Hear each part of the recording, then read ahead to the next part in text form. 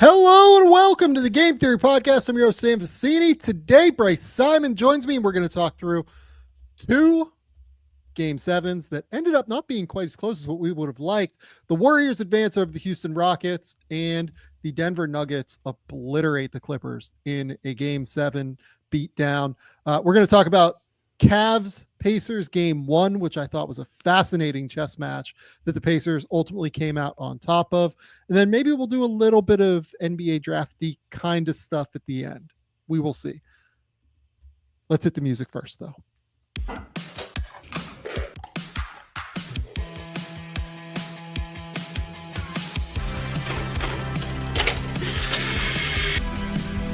do have a timeout. Decide not to use it. Way downtown. Bang! Bang! What's this gonna be? Wow! Are you kidding me? Hello and welcome to the Game Theory Podcast. I'm your host, Sam Vecenie. But if you watch the tape, what you will see completely orchestrated this game. Bryce, what's going on, buddy? What's up, Sam? How are you? We talked about these games coming up the last time we recorded. I thought that if Fred VanVleet didn't go for 25 and the Warriors figured out the Rockets zone in some capacity, the Warriors would win. Got that one right. The Pacers and Cavs were an exciting Game 1 on Sunday. Got that one right. That'd be exciting. And then I somehow trusted James Harden Game 7 against the best player in the world and looked like an idiot for that one. So 2 out of 3. If I'm a baseball player, I look really, really good. If I'm shooting free throws, not so much. Yeah, we decided to trust in Big Jim Harden, and Big Jim Harden let us down, unfortunately. Yeah. Let's talk about the Warriors and Rockets first. Let's do it. Yeah. So, interesting series, obviously. Incredibly back and forth series that was fun to watch the entire way. The Warriors come out on top 103-89. The big difference here is just like obvious threefold, right? So, first and foremost, Buddy Hield. Buddy Hield goes absolutely insane. 9 for 11 from the 3-point line, 33 points. I think he had like 22 by the midpoint of the second quarter. It was ridiculous, completely ridiculous game. Unbelievable performance from Buddy Hield. Second, as you mentioned, the adjustment that the Warriors made in order to defeat the zone. Instead of having any shooters or any non-shooters out on the court with guys like Gary Payton, along with Draymond Green, they completely shrunk the rotation. No Gary Payton at all tonight. You see 7 minutes of Jonathan Kuminga that were not very good. You get 11 minutes of Kevon Looney, which, like, if I remember correctly, lined up like pretty well with when Draymond was off the court. And you get 3 minutes of Quentin Post in, I think, the second quarter, and that was it for the bench. The rest of the unit was the starters the whole way, and it allowed them to have 3 real shooters in Steph, Pods, and Hield on the court. And then you have Jimmy, who obviously has a lot of gravity as a serious scorer. And then you have Draymond Green being the guy who can kind of play make from the middle of the zone if you want to. So that was a good adjustment. And I felt like their ball movement against the zone in the 2 big lineup was much better. The third piece of it is that guy that we just talked about in the middle, and Draymond Green. Draymond quarterbacked everything tonight to me. The defense was astounding from the Warriors. They mixed in some zone looks. They had some man-to-man, obviously. Draymond was unbelievable in his one-on-one matchup on the block with Şengün. I know that you want to talk about the efficacy of that strategy for the Rockets, but it is the reality of what the Rockets did in this game was rely on him quite a bit to try and score over Draymond, and Draymond completely shut that shit down. He goes for 16, 6, and 5 on the offensive end as well on 15 shots, but he did his job offensively. But the defense, the anticipation all over the court, the one-on-one defense on Şengün, the ability to captain that defense from the back line, when he is engaged and locked in like he was for the final third of the regular season and he has been through the playoffs, there's just no better defender in the NBA. And that is the reality of the Draymond Green experience. So those are the 3 things that stood out to me. I don't know how you feel. Yeah, I agree. And, just starting with Draymond there, because I think it is important what he did on the defensive end. He also, I think he gets a pretty decent whistle on the defensive end, but it is what it is. He's allowed to be physical. That physicality increases even in the playoffs. And I'm not trying to take away from it. It's just he understands how he gets officiated, what he can get away with, and he takes that to the brink. And that's an important part of understanding what you're able to do. I do want to mention real quick, because offensively, he frustrates me at times. He ended up with 8 threes tonight. Not all of that was his fault. He had to take 2 heaves at the end of shot clock because the offensive broke down. He was getting some buckets in the first half when Steph Curry had 0 points late into the first half. And so Buddy's 20 points or whatever it was, and I think Draymond's 10 were really, really important. It's funny, at halftime, the only players in double digits were Draymond, Buddy Hield, and Amin Thompson, I believe, which was just crazy at halftime. But one of my favorite plays from Draymond tonight, he's helping off the ball. Şengün has it at free throw line. I think we both believe Şengün's a really good court mapper and processor. Draymond watches Amin cut to the other block, and he's trying to help on the opposite block because Adams has somebody posted. Draymond steps over there for a second, knowing Amin is cutting, knowing Şengün's going to see all of it, and then just jumps into the passing lane and steals it. And we talk about court mapping offensively, Sam. I don't think we talk about court mapping defensively enough. Yes. And I'm not sure anybody does it as good as him in terms of ball, angle, open man, cutter, shooters. Where do I need to be to try to take this stuff away? Using your length to be able to cut that off Yeah. as well. His 7'1", 7'2" wingspan to be able to understand what he can get to and what he can't get to as well. He just has that, he's not a gambler, right? In any way, shape, or form. Yeah. Tari Eason has somewhat similar measurements to Draymond Green, right? But you will see Tari gamble and try to go for the ball so often, and he over pursues and ends up putting them in a bad position. It happened at one point, I think in the third quarter, where maybe it was late second or something, where he way over pursued trying to get a steal in transition, and Draymond caught it probably 35, 40 feet from the rim, took 3 dribbles to the basket and just hit a left-handed layup as Tari tried to recover. And it's just that little stuff, right? Where it's Draymond just doesn't make those errors ever on defense, and he captains everybody and makes sure everybody else is in the best position. The guy's unbelievable. He is absolutely unbelievable on the defensive end of the court. And again, the case for me for him not winning Defensive Player of the Year was just that I didn't think he played well in the middle of the year. I think that he was just not quite as engaged as what he typically is. But when he's locked in and when he is going at it in the way that he has for the last third of the season, and since then, there is no better defender in the NBA than Draymond Green. Yeah, and we talked about it all series too. It wasn't like it was just a Game 7 heroics on the defensive end. We talked about it all series long. I also want to give the other guys a shout out in terms of, you talked about it. They didn't go to their bench much. Almost every starter played 40 minutes. All of them did, other than Hill. Steph played 46. Jimmy played 45. Obviously, we know Jimmy is a two-way player on the wing. I thought Steph had some interesting possessions. At one point, he had 3 stocks, maybe in the first half. He had 10 rebounds. All 10 were defensive. He was hunting loose. Yeah. Obviously, he's not out jumping Amin Thompson for a defensive rebound to keep him in off the offensive boards. He just was super active. And I always appreciate that about a star. I'm sure people were getting antsy when he had 3 points at halftime and he still wasn't getting it going early in the second half, but he was finding other ways to be impactful. Pods takes a charge.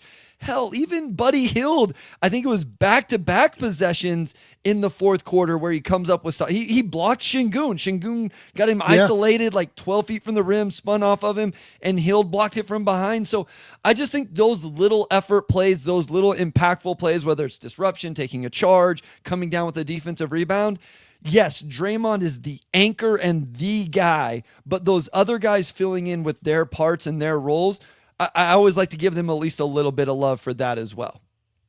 Yeah, I totally agree with you. I thought Buddy on both ends tonight, really had it in a way that, last year, for instance, we saw him struggle a little bit to adjust to that Philadelphia situation. Yeah. Didn't look as sweet as what it could have possibly been. And he goes through ups and downs. Like, he's not an effective offensive player when he's not shooting the basketball well. Correct. Right. And it Correct. becomes really hard to play him in those moments. But when he's feeling it, he can turn a game and he can really, really change the complexion of a game the entire way. So you just look at the last 2 games. He played 17 minutes in game 6, 0 points, 4 fouls, was terrible. And then game 7, they start him, bring him in, say, hey, we need you to bust the zone. And he busts the zone and goes for 9 threes and 33 points. Like, he is the biggest reason to me, outside of Draymond Green, that the Warriors are moving on tonight, like ahead of Stephen Curry. And I thought Steph was outstanding in the second half as well.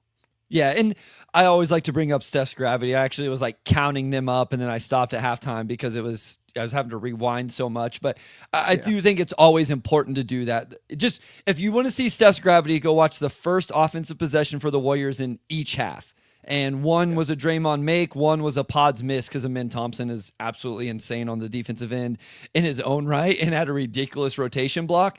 But the Warriors just started both halves with, hey, you're going to put 2 on Steph Curry off the ball. Not to mention his screening. I love his screening as well. But yes, Hield had the block on Şengün, and then I think he came back. I don't know if it's the next possession or not. He gets the steal that leads to the, what did they end up calling it? I fast forward through the call, a flagrant or what, clear path or whatever. Anyway, they got the free throws plus the ball, and like it just continued this run.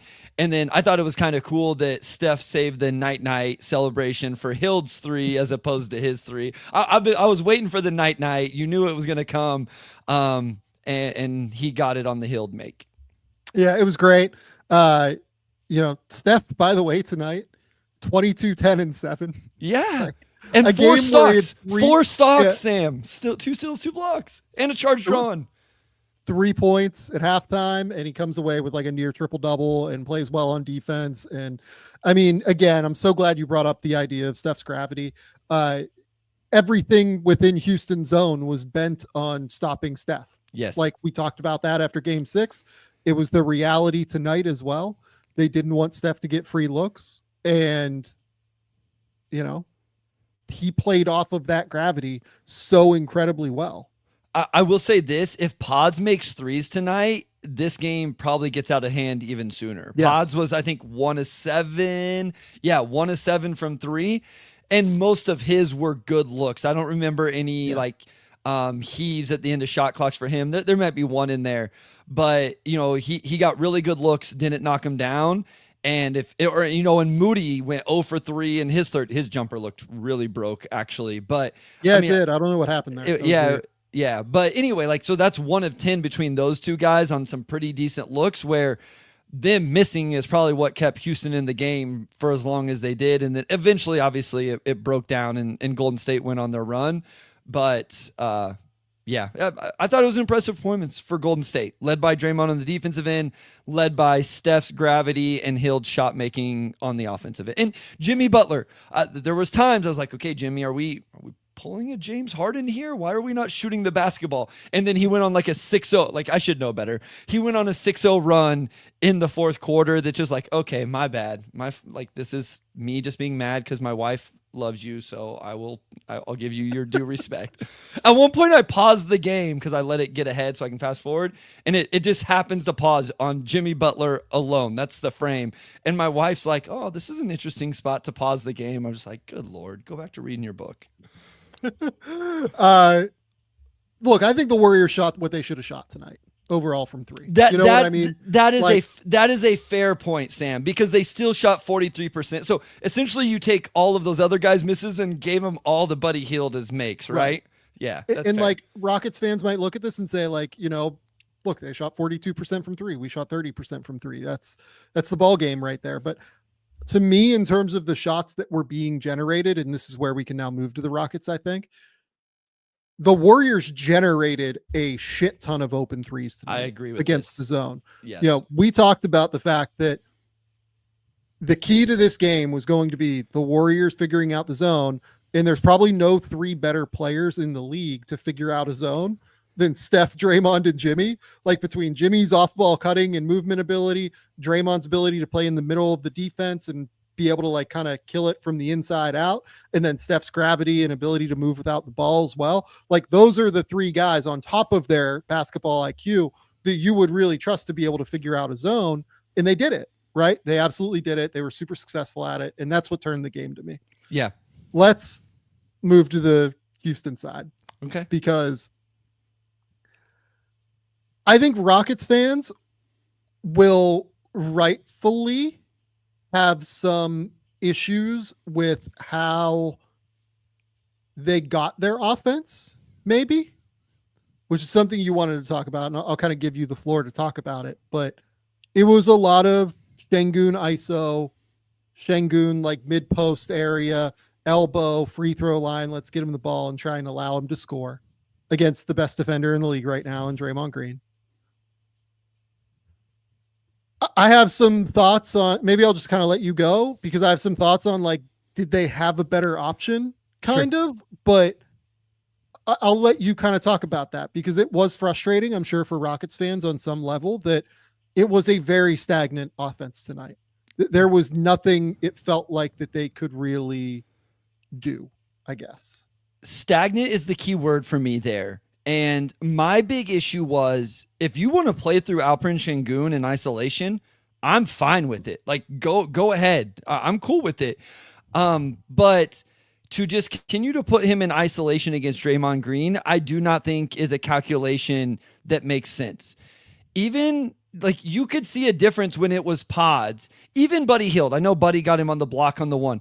If you're creating switches because of off the ball actions and stuff that you're running to force Golden State to switch, and then you're running isolations against pods, against Hield, against Curry, whoever, I'm cool with it. What I did not like seeing was isolation against Draymond, where it's true just like stagnant, catch the ball at 15 feet, and then go try to create the advantage. Against Jimmy Butler, same thing. Like I don't love that for Şengün. It's an advantage, but it's not a crazy advantage. And I would say against Draymond, it's a negative. It's not an advantage. And even against Looney, he had one or two where it was different. And so there's two things I would have liked to see, Sam, if they were going to play through Şengün in this way. One, force the switches, throw him the ball, get out of the way. Or two, get him to catch on the move. Like there was nothing creative to it, in my opinion, where it was anything more than throw the ball to Şengün and then maybe a min cuts baseline, maybe a min gets an offensive rebound, something like that. And so that's all I was saying is like, I would have liked something a little bit more creative, forcing switches or getting him to catch on the move. And my other thing's like, where's like a fun min ball screen action where he's the handler with Şengün or he's the roller with Şengün, or like you have these very unique talents. Neither of them can shoot, so find a different way to use them. I don't know. I just came away a little underwhelmed with the creativity and the flow and, like you said, the emphasis on stagnant of the offense. So I agree with you mostly on that point. I think they could have tried to be more creative in the matchups that they created. Also, the Warriors were kind of flipping in and out of zone for a decent amount of the time. Yep. Right. Sure. And that's where it becomes a little bit challenging, I think, to run that kind of offense, because that offense plays directly into the Warriors' hands playing zone defense. Right. And when they're in that set, it's going to be a little bit easier for them to continue to contest around the rim. Now, the issue for that is, to me, the way to beat a zone is you either need to just crush the offensive glass like they did in game 6. They didn't play zone a lot in game 6, the Warriors. I can't really remember if they played zone in game 6 at all, to be honest. But you can crush the glass and you can just say, okay, we're going to have Steven Adams just be there in the dunker spot. We're going to have him carve out space. We're going to go that way, right? And Şengün will be there, falling up his own misses, everything like that. Or you have to run like some high ball screen stuff where you try and get, somebody locked on one side of the court, and then you have to flip the court to be able to, hit cross court kickouts, hit cross wing kickouts. get the ball moving, make the defense rotate, use your ball movement to the advantage, flash Amen and Şengün from, the baseline up to the elbow, into like the foul line extended area, and then flash them back and forth. Like that's another route that you can use here to be able to kind of make this work if you're going to play two non-shooters on the court all the time. Other than Fred, I don't know that they have the playmaking and like court vision to be able to do that. Like I like Tari as a player, but like he's a guy that comes off the bench for a reason to me. And it's because like he's not there yet in terms of his skill level, in terms of the way he sees the court. His finishing as well continues to come up and be an issue from time to time. Not a great shooter yet as well. Jabari Smith, like just can't dribble yet and isn't a great passer. Jalen Green, who again, we'll talk about at some point here, is an issue. Not a great court mapper, doesn't have great vision. Dylan Brooks, like also not really a passer, not really a playmaker, right? So yes, they have Amen and Şengün, and yes, like you can make that work with Fred, Amen, and Şengün, but you need all three of them on the court at the same time if they're in like a zone or if they're in some sort of, funky matchup-y defense where you need to get them into rotation. Otherwise they're switching, they're pre-switching things. They're kind of communicating on the back line with the league's best defensive quarterback. I mean, it's just hard to me. Like I think that at the end of the day, the issue for the Houston Rockets is they do not have enough offensive firepower. And this is why Rockets fans will freak out at me whenever I say trade for Giannis and like trade Amen and Şengün for Giannis, whatever it takes. Right. But that's the kind of player that you need a number one to win series like this. Like they played well to get the Warriors to this setting. The Warriors are what turned out to be like a really good matchup for throughout the back half of the season, not the back half, probably the back third of their season.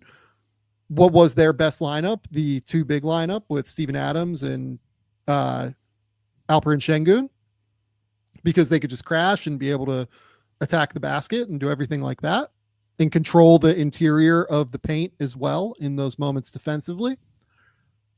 But you still need a guy who can just go get you a bucket when games get really tight defensively. You need somebody who can, in Giannis's case, bully his way to the basket whenever he wants. In Kevin Durant's case, who can shoot over the top of anybody in the NBA and get a clean look. In Devin Booker's case, who can create a step back three and be able to fire. Like I'm bringing up other names other than Giannis that like reportedly, theoretically could be available, but you need to do other things is the key. It can't just be this one option to me where it's Şengün, who's a good number two, but is not a number one guy, like on a great NBA playoff, like title contending team.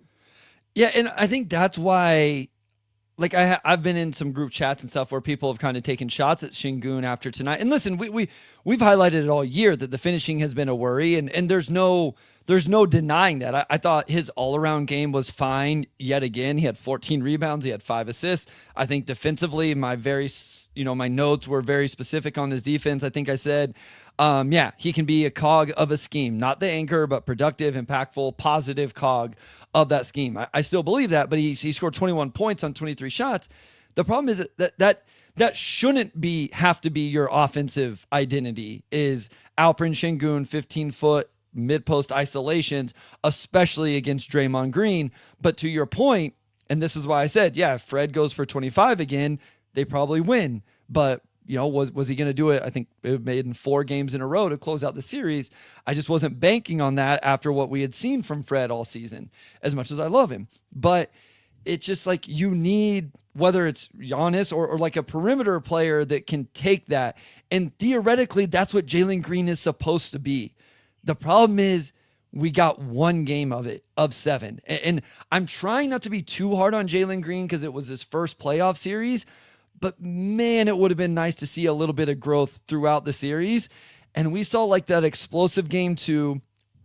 Not surprising that he had a couple bad games after that can happen to players, but then it never responded. It never bounced back through the final 5 games of the series. And that's just, it's disappointing. I don't know. It would be hard to look at this and say, okay, that's the guy, right? Well, moving forward. You know what you talked about throughout the playoffs for the Pistons. Detroit Pistons was this is a fact-finding mission. Yeah. Right. You're trying to find out as much information that you need to know on who to extend, who not to extend, who matters long-term, who doesn't matter long-term. I think we got our answer in this series with Jalen Green, right? He had one great game. He was terrible the other 6 games in this series, all due respect. Like, he did a job defensively in game 6 on Stephen Curry that I thought was pretty impressive. He had defensive moments in this series, but like, you don't have Jalen Green out there for his defense, right? Correct. Yeah. You have Jalen Green out there for his offense, right? And Jalen Green in 6 of the games in this series was genuinely terrible on offense. He was awful. He missed open players constantly. He really only got buckets like in transition, I would argue, like clean looks in transition or semi-transition. A lot of the half-court stuff was abominably bad to me. Like, there's just not another way to put it. He missed open shots consistently. That's the biggest like kind of misnomer, I think, with Jalen Green, in like the idea that he is this like Devin Booker in waiting, right? He's just nowhere near that level shooter is the issue. And he never has been throughout the course of his career. And on top of it, he's nowhere near the finisher that people think he is in the half court.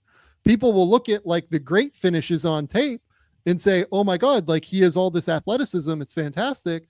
But then you look at the totality of everything he does at the rim. He fades away from the rim constantly. He doesn't access his athleticism as consistently as you would like to see because he's not strong enough to do that yet, like through his lower half and through his core. So like, to me, I get that he's young and he's got potential and he's certainly a real athlete in terms of his twitch, but the best guys in the NBA in that role particularly are the guys that blend twitch and power. And he's missing that latter piece of it while also not being a great decision maker on offense who can make passing reads consistently, and while also not being the level shooter that he needs to be. Like, I think he's like very far away still from being the level of player that the Rockets need. And I think this series proved it.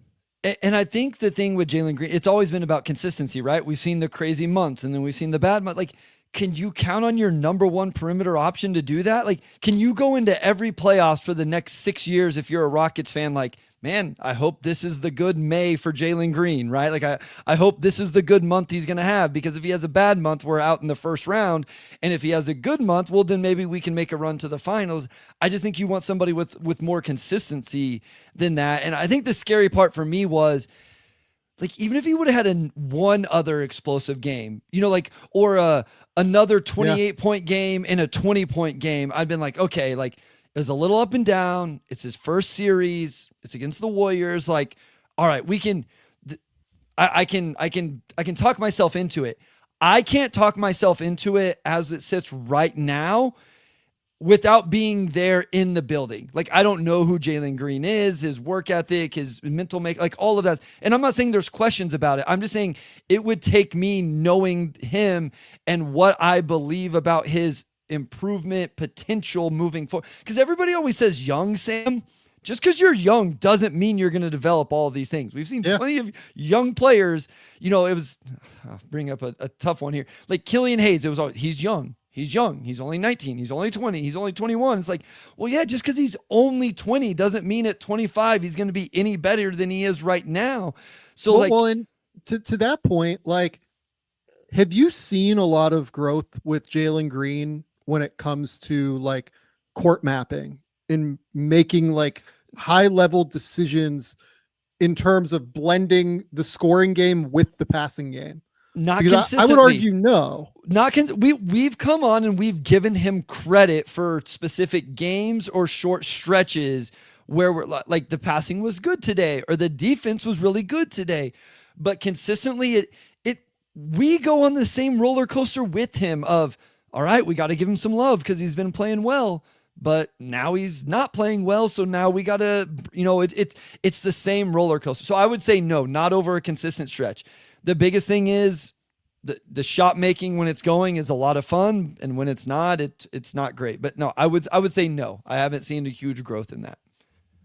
Yeah, I mean, I just haven't, and I'm sorry. I have seen real growth on defense. Like I will give him credit for that. Sure. Like I think genuinely the growth on defense is a real factor for him, and like is deserving of credit and is deserving of real statement. Like in games where he does not play well, he has moments where like he really gets into guys on defense, and like that is a real positive thing that he's bringing to the table more consistently. Like I don't want to just shit on him, but like he needs to continue to make those strides offensively. And I think we're at a point with the Rockets where, we're kind of out of time. So on this. Like that for him, not for everybody else on the team, but for him, I think that they're kind of out of time. that's why this conversation matters. It's not like, hey, let's say that Jalen Green had a rough series. It's what does that mean for the Rockets, a team that I would assume wants to continue to push this thing forward.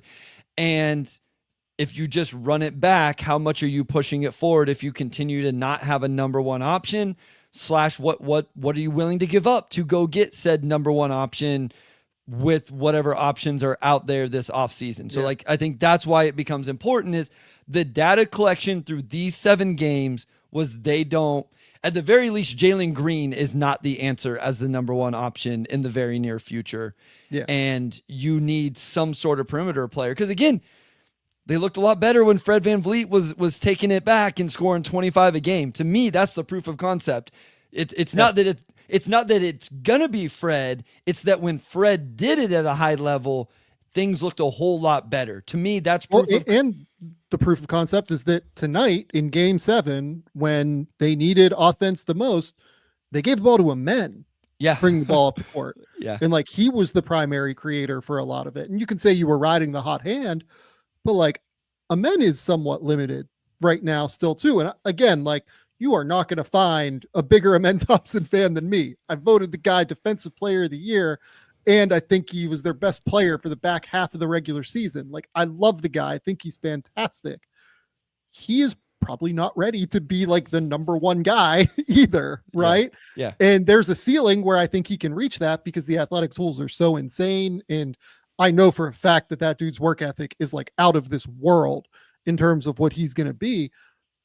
And he impacts the game across the board. Like he impacts the game in every regard. I thought that the way that he kept this team in the game tonight from that, like, I don't know, 4-minute mark or so of the second quarter through to like the midpoint of the third quarter, maybe like 3 or 4 minutes left of the third quarter, whenever he like had that thing where he came down funky on his left calf. Like that was unbelievable. He had that tip in over like 3 Warriors where he just elevated over the top and like put his left arm as a righty, like over the top of them and somehow tipped the ball into the basket.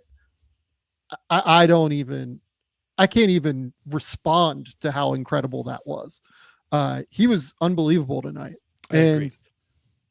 Yeah, I mean, look, like that guy is to me, like he is their building block, but at the same token, like if a better guy comes available, if Giannis or something, like I'm only moving Amen for Giannis, to be clear. Like I'm not saying, oh, you move Amen for Devin Booker or anybody else. Like, but if Giannis is on the table, like I'm doing that for sure.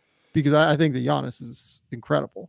Yeah, no, I thought Amen was really good tonight, and it was the offensive rebounding, it was the cutting, it was, like if the mid-range jumper would have went a little bit, it would have been even better. Like that's the one thing. Like I think both of those got. I watch it from a SARS perspective, and it's like the way people are guarding them right now. If they can just dribble into a mid-range jumper, I think that's going to unlock some things as well. It doesn't even have to be all the way to the 3-point line yet, but. I thought he was really good both ways. Obviously, I think he, was he their leading? Yeah, he was their leading scorer tonight. 9 rebounds. Obviously, we know what he does on the defensive end. Yeah. So Dorian, shout out for the super chat in the YouTube section. By the way, we're live. Go subscribe to the YouTube channel. We're like under 100 away from 30,000. So we appreciate all of you for listening. Hit that subscribe button. Hit the like button. If you're here watching us, we do this often during the playoffs. Who would you trade Jalen Green for other than Giannis? I mean, to me, it's not who I'd trade Jalen Green for. Like, I would move Jalen Green off of this team because I think they're probably a better team if Jalen Green is not on the team, frankly. I think that you can find a scoring guard that is more valuable, frankly, than Jalen Green. But I any number one option would be real. Like, I would easily trade Jalen Green for Zach LaVine. And I'm not saying they'd be like drastically better, but I think they'd be better with Zach LaVine. Like, for sure. I think Zach LaVine's a more efficient scorer than Jalen Green is. He's a better shooter. I think he has a better handle. He's a better finisher. I think he is, I think he's, like, we talk about Zach LaVine's decision making. I do think he's a slightly better decision maker than Jalen Green. Like, that's the level, though, of like what I think an upgrade is. Like, I'm not certain that somebody like Malik Monk wouldn't be better than Jalen Green in this role, frankly. But, I think Jalen is better defensively than Malik is. Like, that's a real thing here. What I find interesting with Jalen is, like, where does this go for him if he ends up not being this? Because this is the thing I worry about. Some guys who are these ultra scorers, whatever, like, do you settle into, like, what are you if you're the number 2 option? What are you if you're the number 3 option? I think that's why the defense is so important with Jalen, is if he continues to grow his defense, Sam, well, then it's like, okay, you can't be our number 1 because that's not there. But you can be our number 3 guy. And because you've improved your defense, and whether this is the Rockets or somebody else, it's like, okay, that's not necessarily, you don't just have to go be the 6th man off the bench, right? Because your defense continues to grow and improve. It's just with that contract and all of that, I would be interested to know what's the value, what's the fit with another team, how would other teams value him, and what role can because he's obviously talented. So it's like, I'm always fascinated by this archetype. How do they find their role where their talent, but what they can practically do meshes well within a team? Like, where is that spot where it all hits together? And I find myself feeling and questioning and wondering about that with Jalen Green. Yeah, no, I mean, that's where it's at. And look, like, we're shitting on Jalen now for a minute because a couple people have asked about Jalen here in the comments, but, like, to me, it's not just Jalen. It's that they don't have enough creators beyond Şengün and for, like, Amen in transition. It's very, very bad right now. They do not have enough guys beyond who they have on beyond Jalen, who's supposed to be the number 1 perimeter option. Like, they need a number 2 guy on the perimeter as well. Amen might be that, but he's more of a transition guy that, can attack whenever he gets a crease and everything like that. I guess that's where I was going. Is like, I wonder what Jalen would look like if you got that guy and he could, like, what if he settled into the number 3 role? Like, if it was this, whoever they trade for, get whatever, let's say they use draft picks to do it or something. If it's like that guy, then Şengün, then Jalen as the number 3, like, I'm kind of intrigued by that. I think that's an interesting role for him if he can settle into that and be comfortable with it. And, then maybe you stagger him into your second unit and allow him to be aggressive there. Like, I don't know. Yeah. I'm just am very fascinated and interested to see where it kind of settles in after we see this and where the Rockets see it after going through this 7-game series. Yeah, no, I agree. And look, like, another piece of this is that, here, like, somebody asked about Reed Shepherd in the comments, like, how good of a fit is Reed Shepherd? Like, Reed is the guy that they're really counting on, I think, to be the offensive engine. And from what I understand, like, they're very excited about Reed still, based on, like, how the season went and everything. I could understand if there were some questions. They have, like, very few questions about Reed. It's just that, they need to figure out how to get him on the court with the roster fits around him more than anything. And, we'll see what they do. I assume this team's not going to be quiet in the offseason. Like, I think they're going to go for, this is a season or an off season that is projecting to have quite a bit of real movement in terms of players available, in terms of stars potentially available. I would expect the Rockets to be very active in trying to get those guys. Yeah, and they have the club option on Fred to start off with it, and that's a $45 million. I assume that's not getting exercised. So, they are going to be a really interesting offseason because it's such, I mean, we rave about their roster all the time, all of the young talent and all of that, and the draft picks and everything. And you were just the number 2 seed in the West, and we should give them love for that. And we have given them love for that. But how do you keep it rolling? How do you continue to grow that and do that? And so they will be a fun off season to track because they're going to be real players, like you said. I think they are going to be real players this offseason as well. I think that is absolutely the reality of where their situation is. And they've accumulated the assets to be able to do so. Like they have another top 10 pick this year from Phoenix that could end up spiking if they end up getting lucky in the lottery again. They have another Brooklyn pick coming in 2027. They have another Dallas pick in 2029 that could be very valuable based on where that organization's going right now. And I think it's like Dallas or Phoenix, whatever team finishes worse. So that's an incredibly valuable one. They have all of their own picks moving forward beyond the 2026 pick that goes out to, if I remember correctly, Brooklyn, but I'm not certain of that off the top of my head. So they have a number of assets here that they're going to be able to utilize if they want to get into the star trade, on top of having Amen Thompson, if it's like a true elite level player, Alperen Şengün, Tari Eason, Jabari Smith, Reed Shepherd, etc. Right. Yeah. So they've real guys here to be able to play with. For sure. That's all I've got on this game. Maybe we'll do some playoff previews at the end, but in terms of this game, that's where we're at. Okay. Before we move on, we want to talk about our good friends over at Trade Coffee. Whether you're gearing up for back-to-back meetings, shuttling kids back and forth to activities, or tackling an endless to-do list, your morning sets the tone for it all. That's why it should start with a perfect cup of coffee crafted just for you.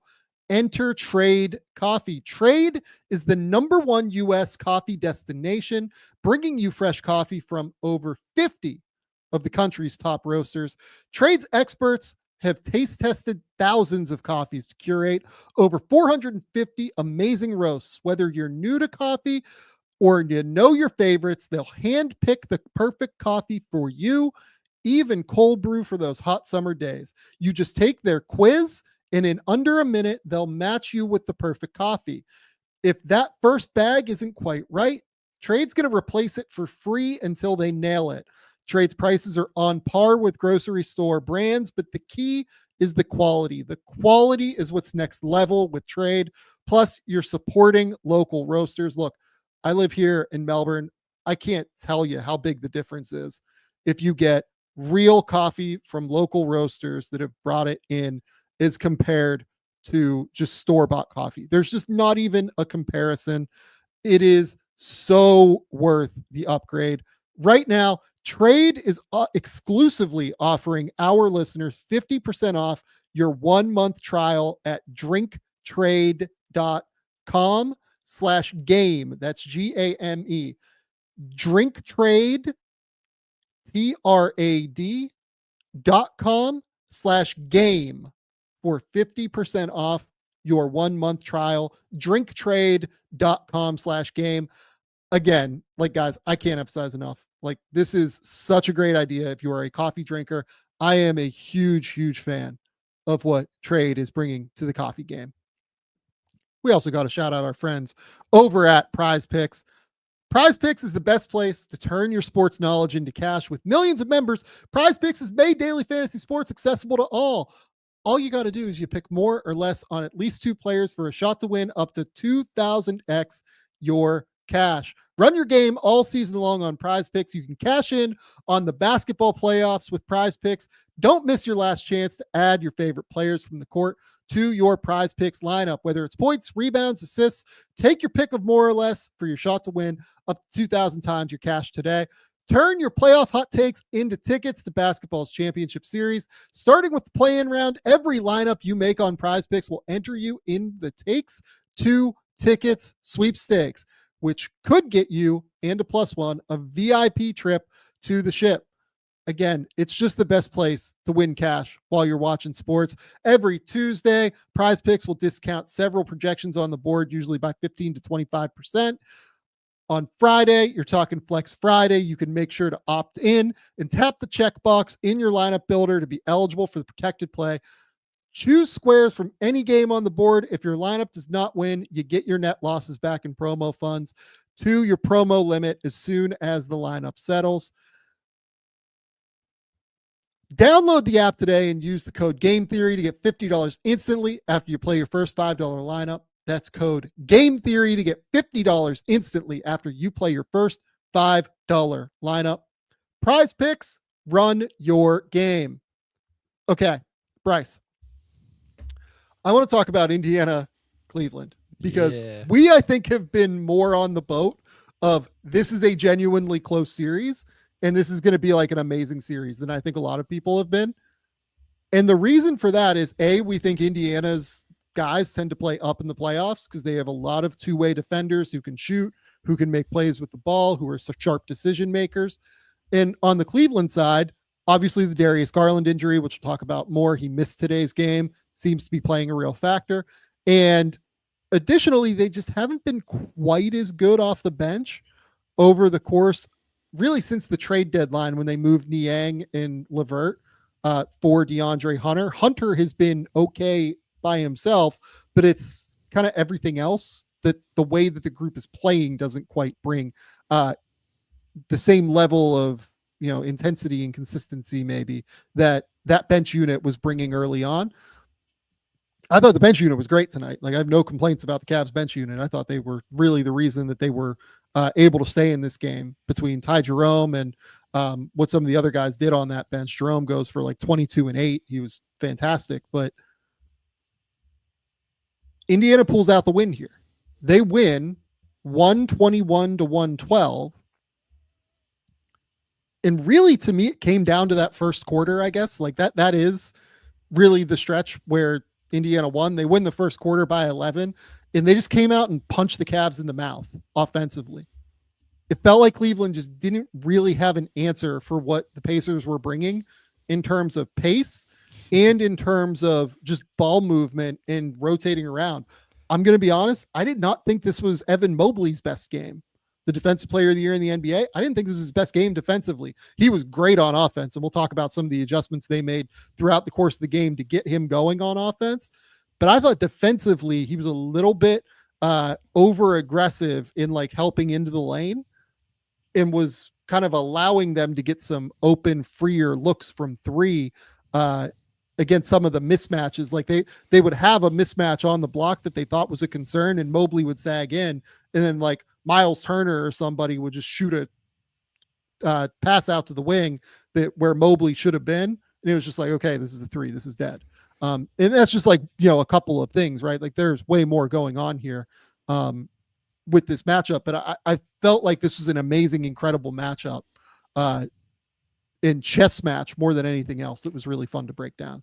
It was funny. You mentioned two of the things that I wrote early on in the game, and that was after the first quarter. I was like, I'm not sure Cleveland can play at this pace. I know Cleveland wants to play fast. I understand that. Indiana's pace is just a little bit different. Like it's just so intense in the way they do everything. And I was like, I feel like Cleveland, maybe they are going to be ready for it, but they got to figure out their transition defense against the Pacers. They got to figure out a way to slow them down. And it's not just after misses. It's not just after turnovers. It's one of those things that I get really frustrated when people say, well, you can't push pace, whenever the other team makes a shot. I disagree. You absolutely can. And if you want to see examples, watch the Indiana Pacers. They do it all the time after makes. They continue to push pace no matter what. And so if you're the Cavs, you always have to be ready for that in every situation. The other thing I thought they do well is they run some really fun offensive actions with multiple actions, and like it'll be a ball screen into a flare screen into a step-in screen to the top of the key. And Cleveland kind of got lost on some of that stuff at different times. And so I think here's why it was fun is there's been a lot of really good defense in these playoffs, and I love it. The physical play, all of that. I love it. I think both of these teams have some defensive questions to answer after this game, because on the other side, I know Donovan Mitchell didn't have an efficient game, but I thought he got really good looks. I thought Indiana struggled. I shouldn't say good look. I thought he got to the paint a lot, and I thought he got to his three-pointer when he wanted. Look, I mean, Donovan Mitchell tonight, when he was in the lane, he went 12 of 19. Yeah, okay. So it was really, it was point range. It was just like, the three. 1 for 11 from 3, and a lot of those were pretty clean looks. I thought he just missed. Yeah, so 33 on 30 attempts. What I was getting to was just like, okay, if he goes 5 of 11 from 3, which we know Donovan Mitchell can do, like now we're talking about what, 45 points or whatever, and probably a Cavaliers win. So I think Indiana, like I've given Andrew Nembhard a lot of credit this year. I love Aaron Nesmith. And Nembhard was awesome offensively, like made some big time shots. I think he was their leading scorer. But I think Indiana has to figure out, how are we going to stop Donovan Mitchell and some of these actions, these ball screens, stuff like that. So I think both teams have real defensive questions to answer coming out of game one. Yeah, I agree with that. I know that people don't love hearing this. I do think this was like a shooting variance game in a big way. The Pacers go 19 of 36 and shoot 53% from 3. The Cavs go 9 of 38 and shoot 24% from 3. Look, I don't know about you guys, but like the Cavs are a super high level shooting team.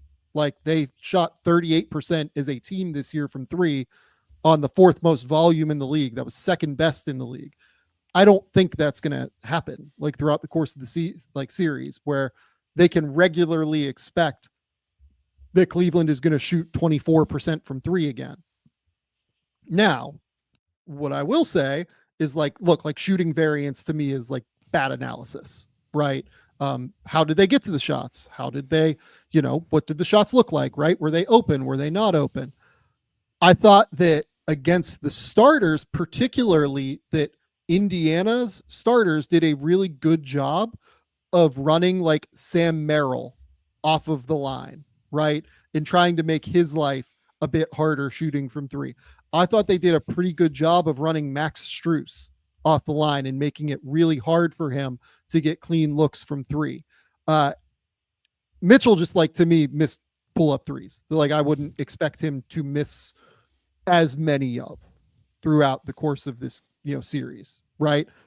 But what I did like is that when the Cavs bench came in, I felt like, and when Indiana's bench was in, that the Cavs really generated open looks that way effectively, because I don't know about you, and look, like we're kind of talking about the Cavs like they won the game, I guess, but I don't know about you, but I did not like the Ben Shepherd and Jarris Walker minutes. Every time that Ben was in, it felt like they were just going to like a guard to guard action where they could get Halliburton and Shepherd in the action together and just like force them to make decisions on, okay, do we put 2 on the ball against Donovan or Ty, or do we like, just switch it?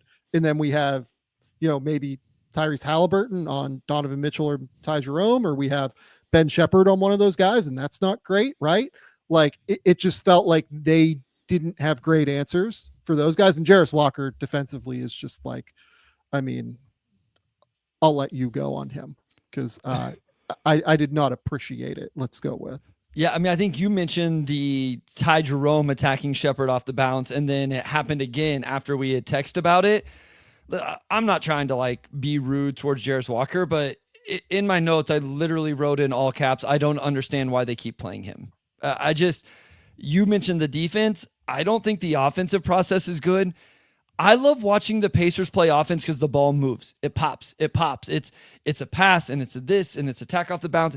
And it feels like every time Jarris touches the ball, and even, listen, I was huge on Benedict Mathurin.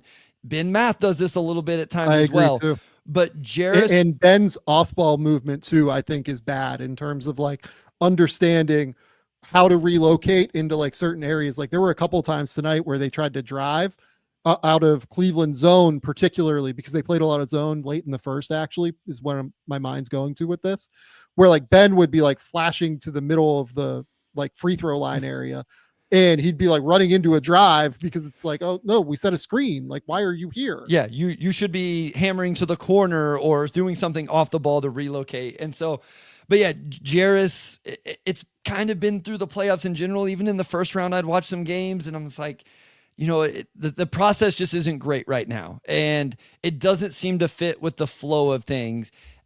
It's probably hard for Carlisle to say, I'm going to shrink my bench and rotations whenever we play at the pace we do and try to give these guys 40 plus minutes. especially when you go and steal one on the road anyway, right? So like continue to give those minutes. I just wonder, give him to McConnell. Maybe you can bump his minutes a little bit. I don't know. I'm with you. I wasn't huge on those guys' minutes, but I thought the starters played well for the most part. Nesmith, I like Aaron Nesmith, man. I think he knocks down catch and shoot threes. He can attack in a straight line. He had a couple bad attempts. I like Pascal. I thought Tyrese was pretty good tonight. Super efficient, 13 assists. And I was looking through my end of the game breakdown. Yeah. So back-to-back possession, holds up versus Mitchell in isolation, forcing a miss. Siakam got transition run out. Mobley actually got beat in transition on that play, to your defensive point.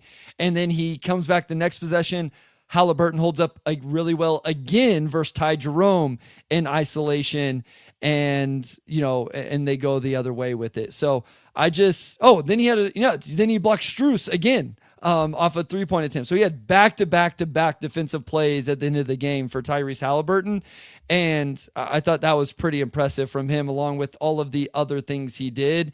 And then freaking Andrew Nembhard, man, like just momentum Awesome shot player. after momentum shot.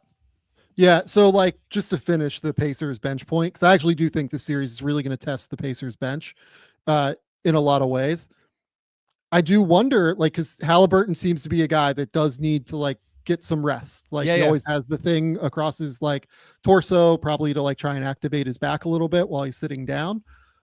There's an argument to be made that playing these guys allows the Pacers starters to be able to like have the rest that they need to go out and, out energy those guys on the Cavs when they're on the court late in games, right? If you're playing at a breakneck pace like the Pacers do, Halliburton at 36 minutes, Nembhard 37, Turner 35, Naismith 25 because he had the foul trouble, and then Siakam 34. If you can get away with the bench minutes where you're not getting killed, sure, it's probably better off, right? Because with the way that those guys play up tempo and really fly, you might just need to rest a little bit longer. Like they're probably playing the same number of possessions up and down in terms of like energy expended that, a team that plays like the Clippers pace when Halliburton's when Harden's at 40 minutes or 42 minutes. Right. So it's a little bit trickier of a conversation in terms of like shortening the rotation, but I worry about whether or not those guys are going to be like super, super playable and effective. Particularly Walker and Shepherd are the ones that I worry about. Right. Yeah, I mean, you just got to hope Mathurin still had 11 points on 10 shots. He had 5 rebounds. You hope you can get some sort of production in those situations. McConnell, I would love him to play more minutes, but I was looking up like his career numbers, and it's just like, it's not really what he's done. Like as good as he was this year, he only played 18 minutes a night. Like that's kind of just his thing. Like maybe you can get him to 20, and then you kind of look through the rest of the roster. It's not a whole lot of other guys. So maybe it is a thing where, hey, Jarris, if you can give us 2-3 minute stretches where it's not catastrophic, that's worth it, because Siakam is now going to be 100% of himself instead of 85% of himself, because he got those extra 6 minutes of rest. And in that way, it's a net negative, even if Jarris's specific minutes may be, it's a net positive, even if Jarris's specific minutes are a little bit negative. The other big key for me in this game is Halliburton just relentlessly attacked Jared Allen in space. Yeah. Look, I might have missed 1 or 2 early on, but I don't think I did. I don't think I missed more than 2. Let's go with. I had him 5 for 7 whenever he isolated Jarrett Allen to either get to a step back 3 or to get to the basket, which would be, I think it was like 12 points or so on 7 attempts, and that didn't even account for the passing, right? It just felt like Halliburton really felt like he could attack Allen whenever he wanted, and Nembhard caught him a couple of times as well. I will be interested to see who the best lineups are for the Cavs in this series, because having Darius Garland out there makes it even harder to switch, right? Because then you're creating mismatches in multiple scenarios. Like the sneaky thing about Sam Merrill is he's like, I don't know, he might be like a B- defender now. Like he's not bad. When he gets his chest on you, he holds up just fine. Yeah, like you might be able to cook him a little bit with a quick change of direction or some sort of explosive move, but if he doesn't get beat that way, he's going to move his feet, he's going to put his chest on you, and he's going to hold up and not give ground. Right. Like he's not that bad on, like, honestly, I might say he's like probably average on defense is where I'm at. Like maybe like a slightly positive like defender, because guys try to attack him and he just doesn't, like he can move enough to where he stays in front of you. And yeah, he doesn't close out like at a super high level because he's not super long, but he's probably going to force a contested mid-range jumper a lot of the time. Correct. Yeah. Right. Sure. Or a contested three. So, okay, let's replace Merrill for Garland, like they will whenever Garland, it seems like based on Jared Greenberg's reporting in the middle of the game, that Garland will probably be back for game 2. Garland is better than Sam Merrill. I'm not going to make the case otherwise. Of course, I'm not going to make that case otherwise. But what that does is it creates more mismatches defensively if Allen is already getting cooked by Halliburton in, a switch situation. Okay, we're going to run a action where we have Nembhard being guarded by Garland, right? They might have put Garland. I think my read is maybe you put Garland on Naismith and kind of work it that way. But if you do that, they're just going to set guard to guard screens and have Halliburton have screens coming from Naismith, right? And then you're going to have to make a decision. Do you switch that, or do you have, either Mitchell or Strus or whoever you have guarding Halliburton at that time fight over the top of it and try and get around it? And if that's the case, then you're like sort of playing drop with Darius Garland as like the big defender there, and that becomes a little bit trickier. So the Cavs experimented with some zone in the first quarter, particularly from like the 3-minute, mark until the end of the quarter. And I thought there were like some mixed results there. I thought that, a lot of it was not great, but I worry about it against the starters because like part of it was like Mathurin screwing up like McConnell driving into the middle of the zone, right? And this was like with a smaller unit though. They were playing bench, like it was Mobley and Wade versus Siakam and Toppin in the front court. They also tried a couple of different zones. Like I had them starting with a 3-2 zone at the top, and then they switched back into a 2-3 zone near the end of the first, which I thought was interesting. So like you have a couple of different looks to be able to do that. I don't know. I'll be interested to see how they go about guarding with Garland, given that Allen has already been kind of cooked a little bit by Halliburton. And I'm sorry, I'll finish here right now.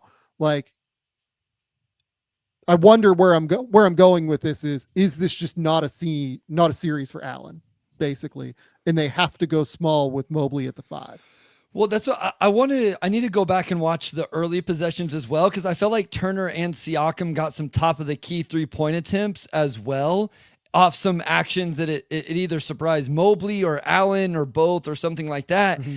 And then as you were talking through that, my first thought was, okay, well, how can Indiana hunt Garland to get him on Siakam and then let Siakam take him to 12 feet, 15 feet and isolate him in the post? Whether it's, and this is where I say Cleveland has to be more deliberate in transition defense. You can't allow cross matches just because the Pacers push pace.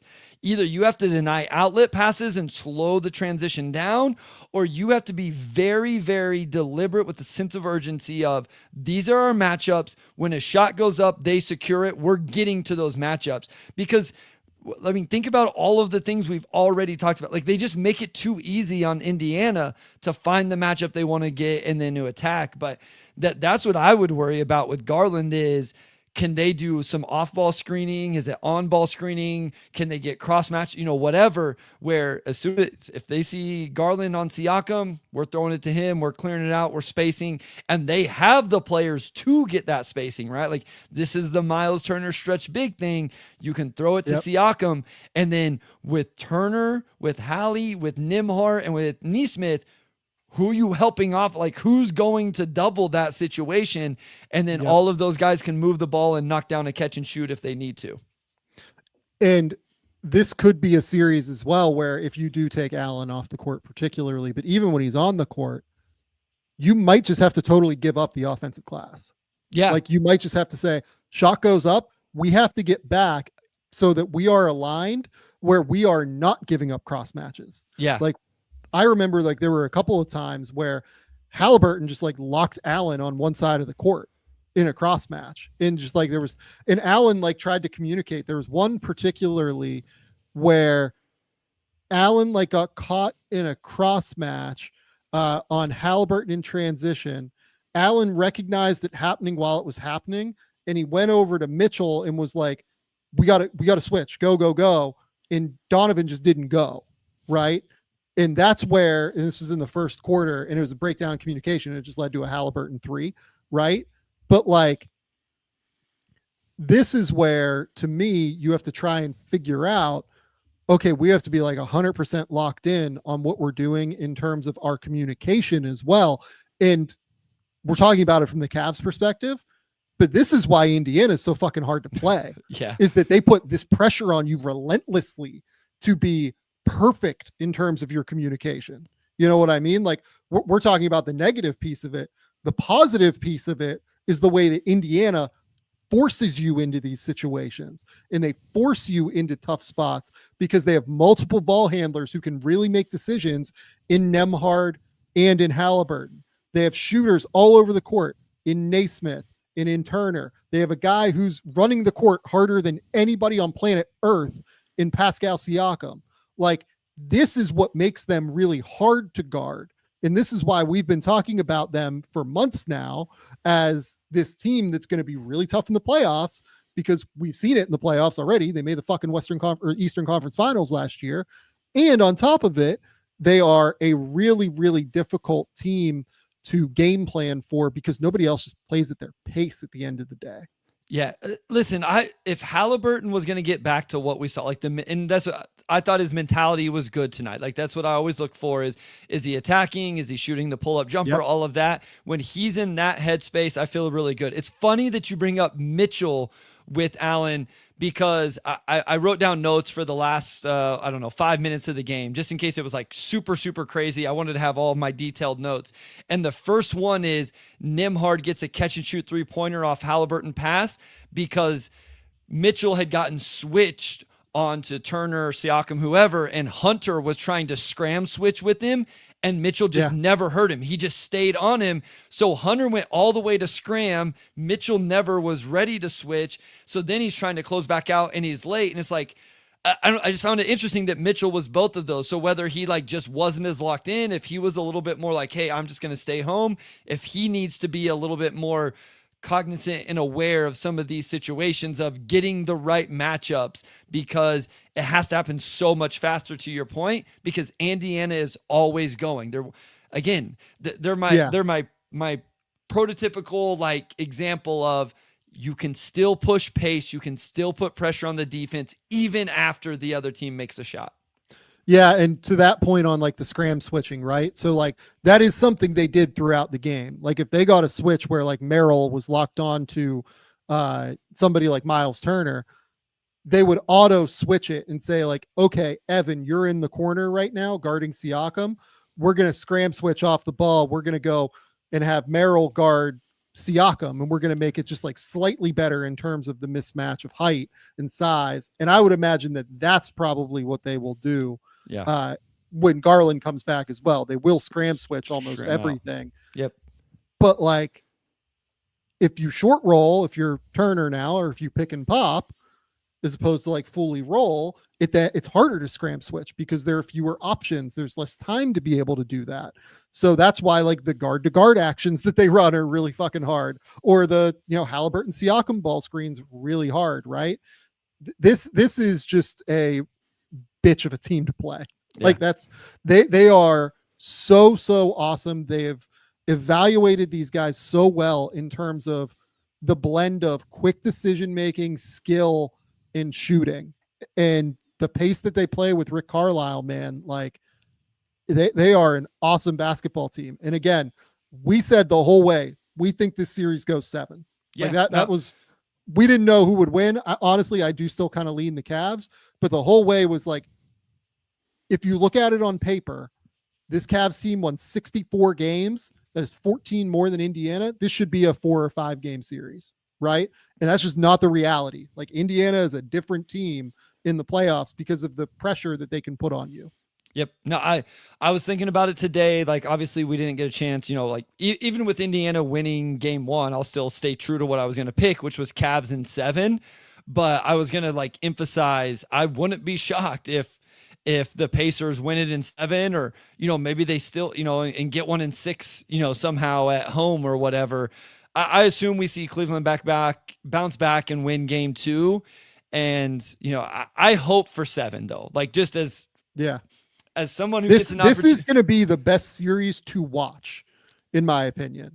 Like, all due respect to like Thunder Nuggets, where I think we're all really excited. I was going to say about, that's the only other one that I thought about. Yeah. Like, I think that series is going to be super fun to watch. I also think the adjustments with the Warriors in Minnesota, how they go about that, particularly with Minnesota on defense, with Ant and Randall being not the most attentive off-ball players, but being really good on-ball defenders, right? Or at least like solid enough on-ball defenders. That's going to be a really fun chess match. They're going to get backdoored so many times out of split action. It's going to be amazing. But the thing that I'm most excited for is this series, because they have so many different ways that they can adjust to one another, because in theory, they both have a ton of depth. These teams are super fun to play. They play up-tempo basketball. They have defenders that can create, all kinds of difficult situations. Like this is going to be such a fun series. This is by far, to me, the best second round series that I'm excited to watch as like a basketball nerd.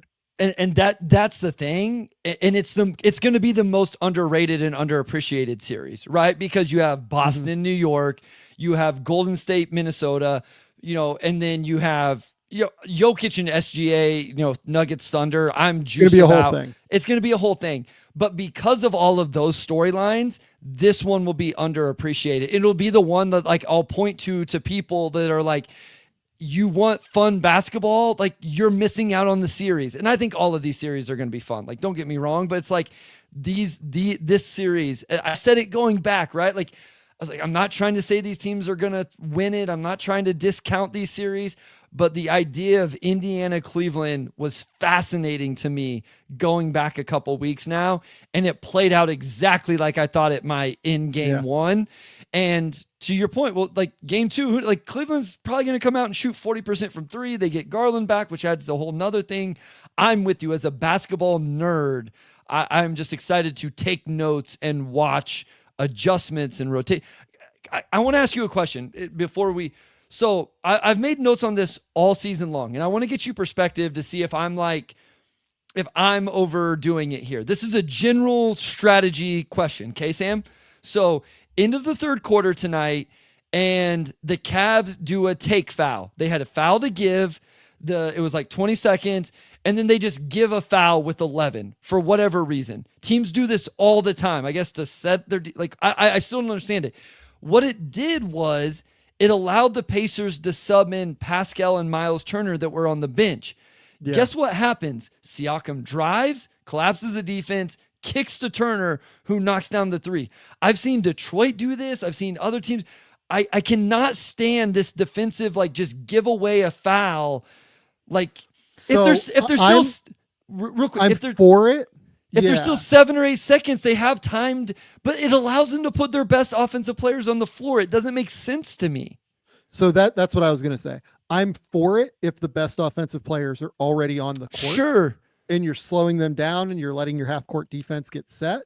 I am not for it if it gives them a chance to like go put, Pascal Siakam back on the court. Like that's not what you want. Yeah.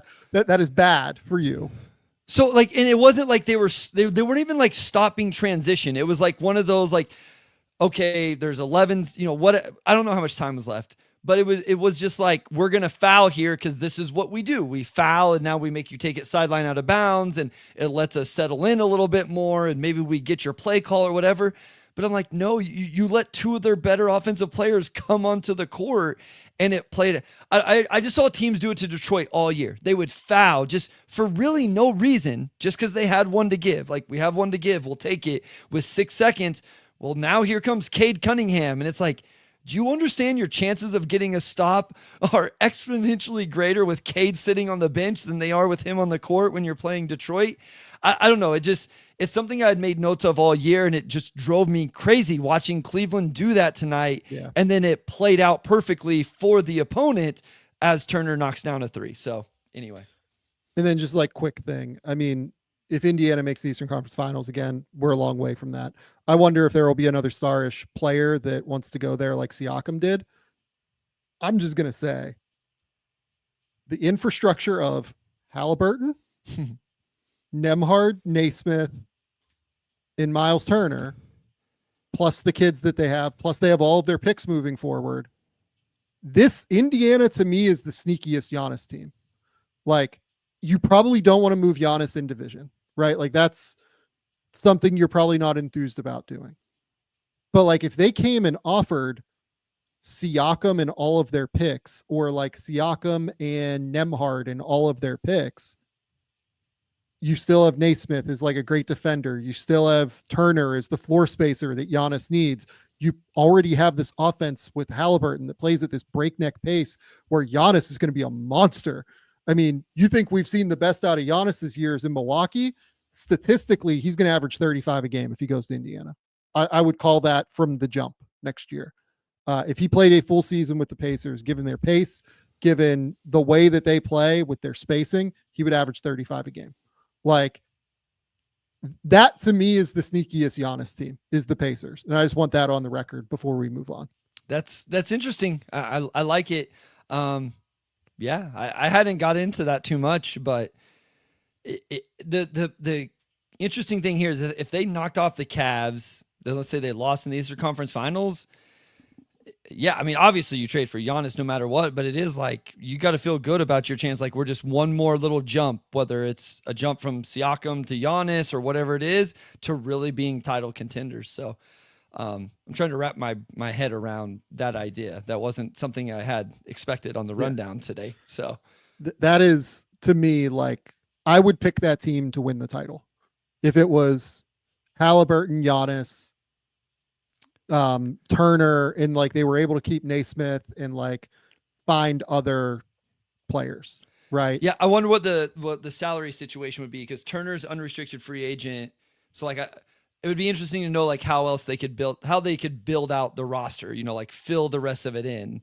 But I'm not saying you don't do it. I'm just saying I would be interested to know what mechanisms they would have to, because you'd have at least one starting. You're gonna have to give up Nembhard or Naismith. Like, if you're Milwaukee, you would want Siakam and Nembhard plus the picks, I would guess. They'd have to give up that to beat out what other teams are going to give, would be my guess. Right. So do you have to give up Mathurin and Jarris in that case?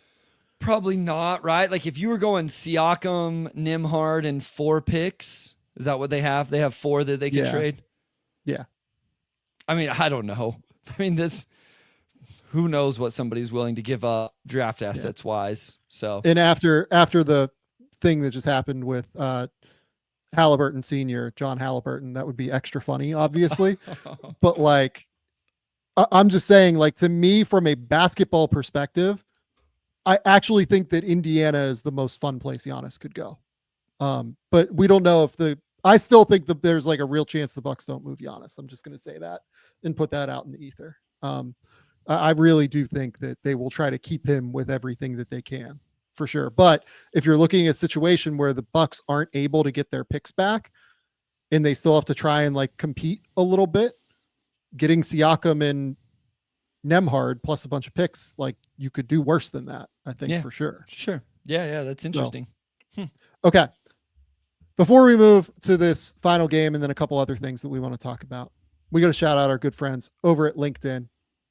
As a small business owner, you don't have the luxury of clocking out early. And man, can I tell you that that is the truth. Your business is on your mind 24/7. So when you're hiring, you need a partner that grinds as hard as you do. And my goodness, having Bryce, having Andrew Claudio, GMAC, it has made my life drastically easier on the podcast because I know that they're going to bring it every single night. When you clock out, LinkedIn clocks in because they are the best hiring partner that you can find.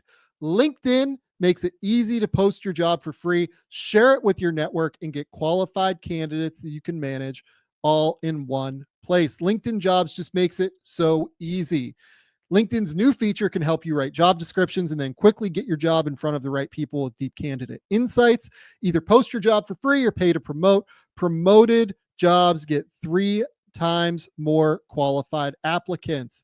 At the end of the day, the most important thing to your small business is the quality of candidates. And with LinkedIn, you can feel confident that you're getting the best.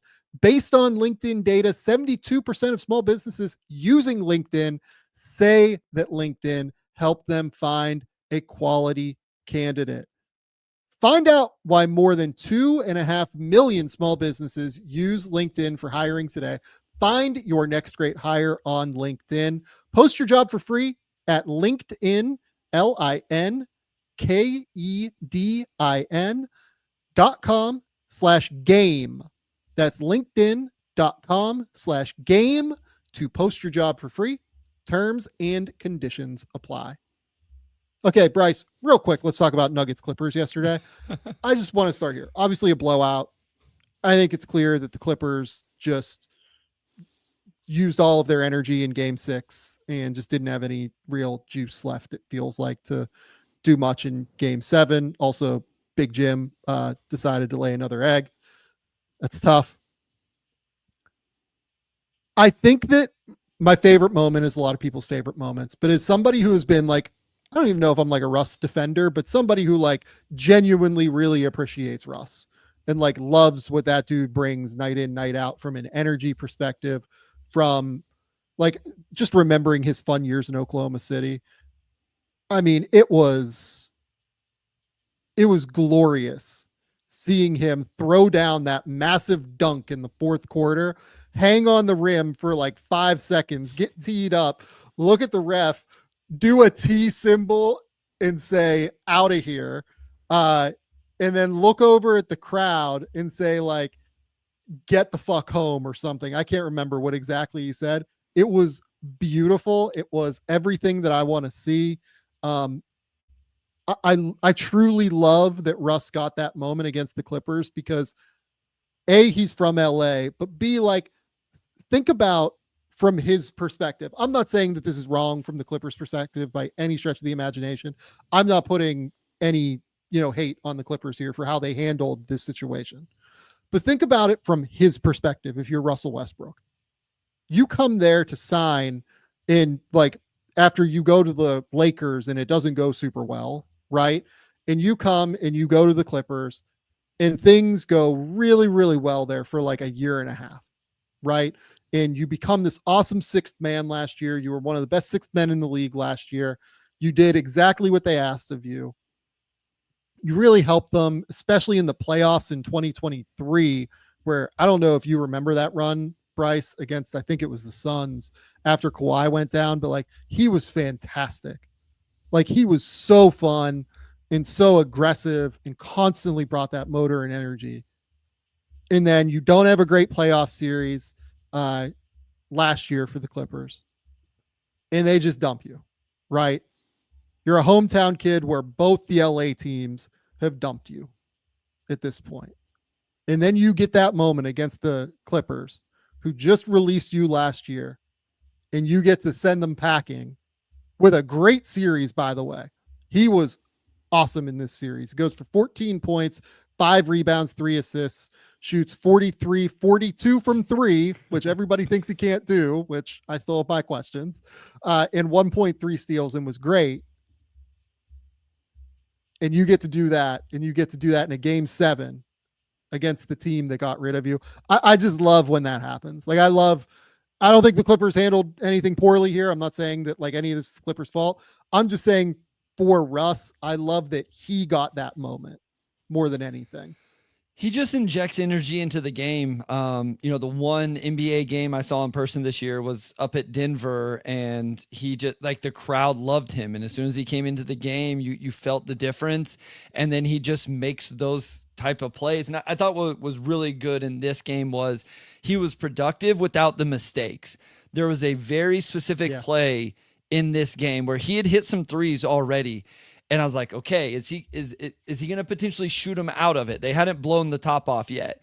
And he showed real discipline. He gets a corner 3-point attempt that probably was contested, and he actually makes the one more pass right back to Christian Braun on the wing, and Christian Braun gets a wide open catch and shoot 3-point attempt. I was like, oh man, like Russ is locked in tonight on not just is he making shots, not is he just bringing energy, but he's making good decisions. He's not letting it get too much into him where he's throwing up some crazy attempts and all of that. So, I mean, he had a great series, really impressive from him. And it was a well-rounded performance from those 6 Nuggets players. I have some fun stats from the game. Please, let's do it. So at halftime, there's 3 players in double digits. Can you tell me the 3 Nuggets players that were in double digits at halftime of the game? Yeah, I can. It was Aaron Gordon, Michael Porter Jr., and Christian Braun, wasn't it? It was not Michael Porter Jr. It was our guy, Russell Westbrook. Was it? Yeah. So then into the second half. I knew it wasn't Jamal and Nikola. Yeah. 73 points with 9 minutes to go in the third quarter. Nobody had more than 14 points. All 7 had at least 6 points, including Peyton Watson. And then Christian Braun had the most field goal attempts on the team. Then at the end of the third quarter, they have 93 points. They had 6 players in double digits, but nobody had 20. And Nikola was the least efficient player on the offensive end at that point in the game. It was just Christian Braun was making shots, 21 on 15. Aaron Gordon, he was really good in that game. What was his 3-point shooting for? So his 3-point shooting for the series wasn't great. I guess it wasn't in this game either. He just made everything inside the 3-point line, but he had 22 points. Just averaged almost 20 for the series for Aaron Gordon. So the starting lineup brought it. Russ brought it off the bench, and like you said, the Clippers did not have it. Do you know what the crazy thing is? Like, I think the Clippers, like, mostly kind of executed the plan that they had to in order to be successful in this series, maybe outside of letting Jamal get loose. Like, Jamal finishes the series 23 points on 48, 40, 90 with 6 assists and 3 turnovers per game, right? Like, he's probably the one where, like, they let him get a little bit too loose, right? But, like, Zubac did as well as you can do, I think, on Jokic. Throughout, even in game 7, I thought he did as well as you can do on Jokic. Yeah. And made his life hard and allowed them to not have to double as much as you can. Like, the reality is, man, like, I get it that Harden had 13 assists, but it just wasn't good enough. And that's what we talked about going into the game, was what Harden are you getting? Are you getting the one that can actually turn the corner and can, like, get past Jokic and can get into the paint and make plays? Or are you getting the one that we saw, which was 2 for 8 from the field? And he had 13 assists, but just nowhere near good enough at the end of the day. Yeah, it was. So I think he was aggressive on his first possession of the game. And he found Zubac for a finish. I was like, okay, this is what we were talking about. His mentality was right. And then he didn't attempt a single field goal in the first 7 minutes of the game, including a drive and a lob to Zubac where, like, Jokic just played it perfect. Like, Jokic just read his body language. He's like, he's not actually going to shoot this little floater. He's in I'm a passer mode. He's in the I'm not going to shoot. he got to the free throw line finally late in the first quarter. You mentioned the 8 attempts, but I put it here. He has 13 assists. I just didn't feel like the presence from him was felt. And so I said, I picked the Clippers hand up, but I said that's assuming Harden actually shows up and we don't see exactly what we ended up getting. And maybe I should have known better that we were going to get that James Harden, but man, that was rough. The Nuggets, they were good. I mean, that thing was over early. Like guys 8 minutes to go in the game, Eubanks and Miller and those guys are in the game. It got out of hand aggressively. Yeah. And look, like this number is going around and I think there's context to it. Obviously, like a decent portion of these games came with Oklahoma City, but do you know how many games James Harden has had in the playoffs where he's made under 5 field goal attempts? He has played, for the record, he has played 173 playoff games. That's a lot of playoff games. Yeah. Under 5 is it double digits? Way more than double digits? That's bad. 55. He has played 55 playoff games where he has had 4 field goals made in a game or fewer. That seems aggressive. He has 73 games where he made 5 field goal attempts or fewer. No, sorry, 76 games where he made 5 field goal attempts or fewer. Hold on. How many games did you say he's played in the playoffs? 173. So we're getting close to half then? Nearly half of his playoff games. I would say a third of his playoff games. I think it's like 36% or so. He has had 5 or fewer field goals made. Wow. And again, like some of these are Thunder games in the early 2010s where like he was just starting his career. But a lot of these are, like Houston against Minnesota, game 2 in 2018, 2 for 18 from the field. Philly against Boston. What is this? This is I think this is game 6 in that series, 2 for 14. The Clippers against Dallas last year, 2 for 12 in game 5. Like, there are a lot of these games where it just hasn't been good enough. And I think we're at the point where it's reasonable to say that he is probably the worst playoff performer among the superstar players of his era. And I feel bad for him, but it's just kind of the reality of the situation. Sorry, I'm counting up Russ's right now. Yeah, I mean, like people bring up like Chris Paul, but like you go back and you see like the elimination games for Chris Paul. I mean, Jesus Christ, that dude was unbelievable in big games, where he needed to be. So Russ has like 20 and 128 games, but 1, 2, 3, 5 of them came last year in the Clippers versus Mavs series where he played, he probably averaged 17 minutes a game or something like that, but in the 6 games. So yeah. And Toby asked in the comments, like, is Paul George not in the running for this? Honestly, like, I'm just kind of considering Paul George like a step down from the Harden tier, where Harden is, an MVP guy that you would expect to really lift his game in these moments. And just the reality is that he has not done that. And here's the thing with whatever comes expectations and responsibility and whatever you want to say, like I've heard people talk about James Harden being 3rd team all NBA. Neither of us got there, but like we have given him credit for the offensive load he took this year on this team. With that comes the expectation it carries over into the playoffs, right?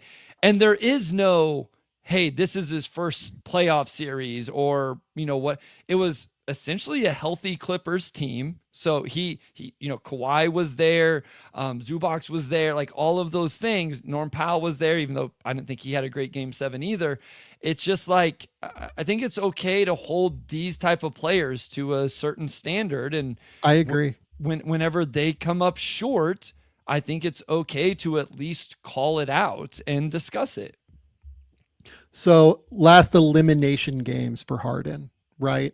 Uh-huh. So team on the brink of elimination, 7 points, 13 assists on 2 for 8 shooting against Denver.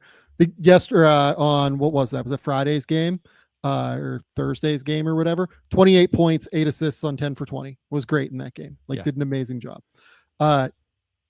Last year with the Clippers, 5 for 16 from the field, 0 for 6 from 3, 13 assists again, but only 16 points on what is this going to be, like 19 shooting possessions. For Philly against Boston in 2023, 9 points on 3 for 11 shooting, 7 assists, 5 turnovers. For Philly in 2022, 11 points on 4 for 9 from the field, 9 assists, 4 turnovers. Let's see here. Where else do we have? I don't know if I want to count that like Brooklyn Milwaukee series necessarily, because he I believe got hurt in that series if memory serves. But Houston against LA is really the last good one in 2020, where it was 30 points, 5 assists on 12 for 20 from the field on 4 free throw attempts. Like, he played well in that game, but they lost by 23, right? Against Golden State, this is the really good one, if I remember correctly.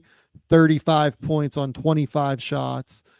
Did get to the line 12 times to kind of up these numbers, but has 7 or 8 rebounds, 5 assists, 6 turnovers, and they lose by 5, right? Like, that was getting back to when he was a superstar and like dominated the ball, but like, he hasn't had a good elimination game in 5 years now at this point. Just looking at Paul George's, he has like 35 or 36 by my count in 114 games played in the playoffs with less than 5 field goals made. Yeah.